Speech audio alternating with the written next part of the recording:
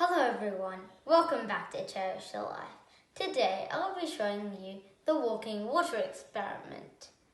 Yes, you heard me correct. Water does walk. Let's see how. So, in the first glass I've got green coloured water, the second glass is empty, and the third glass I've got blue coloured water. Now I've got two tissues. Let's see what happens when I put them in.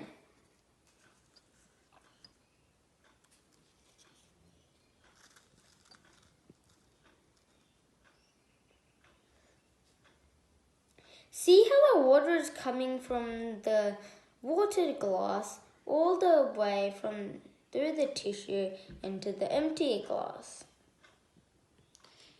And then after some time it becomes like this, where fully the water comes into the other glass.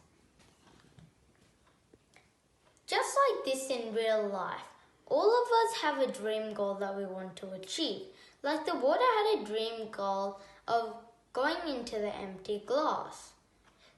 So, if the water kept on thinking about problems like I have to walk,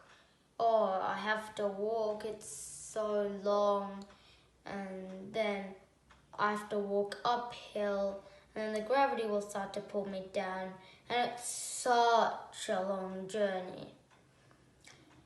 He'll have more problems. But if he thinks about the opportunities, like, the road has a lot of wonderful flowers and it's very clean, he'll have more possibilities to reach his goal. So, just like that, if you think about problems, you'll have more problems. But if you think about opportunities, you'll have more possibilities. There is no problem without any solution.